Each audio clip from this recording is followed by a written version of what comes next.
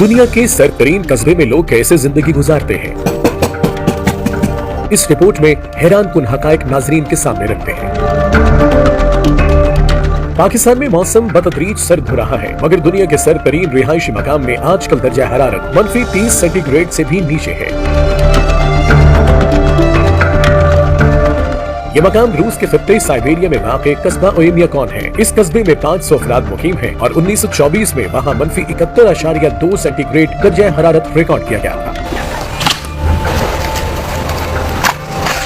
ओयम्याकॉन का मतलब तभी जमने न वाला पानी है, जो वहाँ करीब मौजूद एक गर्म चश्मे के ऊपर रखा गया है। साइबेरिया के इस कस्बे की ज्यादा दिलचस्प बात यह है कि नाम के बरअक्स यहाँ बहता हुआ पानी कहीं नजर नहीं आता।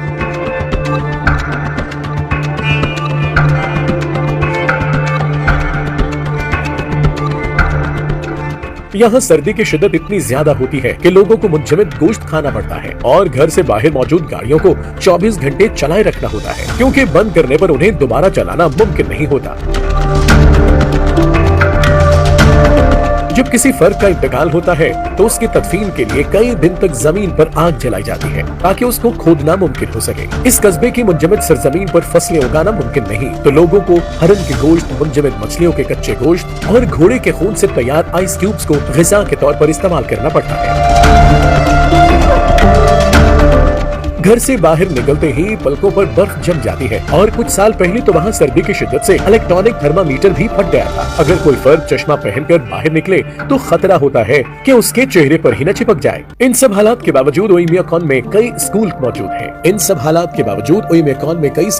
हैं। जबकि एक पोस्ट ऑफिस, बैंक और एक एयरपोर्ट रनवे भी मौजूद है। अब सवाल ये पैदा होता है कि यहाँ इतनी ज्यादा सर्दी क्यों होती है और लोग क्यों इतने सख्त माहौल में रिहाइश इख्तियार किए हुए हैं। माहिरीन के मुताबिक साइबेरिया का खित्ता बहुत वसी और अरीज है और सतह समंदर से काफी बुलंद है और इन दोनों के इम्तिजाज के बायस वहाँ सर्दी बहुत ज्यादा होती है। यहाँ हर चीज बर्फ से ढकी नजर आती है। ओयम्याकॉन एक वादी के दरमियान वाक़ है और इसके इर्द गिर्द ऊंची पहाड़ियाँ हैं, तो भारी सर्द हवा वादी की सतह के करीब रह जाती है, जिसका नतीजा दर्जा हरारत में रिकॉर्ड कमी की शक्ल में निकलता है। माहिरीन के ख्याल में वहाँ रहने वाले अफराद को इस बात पर फख्र है कि वो किस जगह मुकीम है और किस तरह कामयाबी से इतने सख्त मकाम पर भी मामूलात जिंदगी जारी रखे हुए हैं।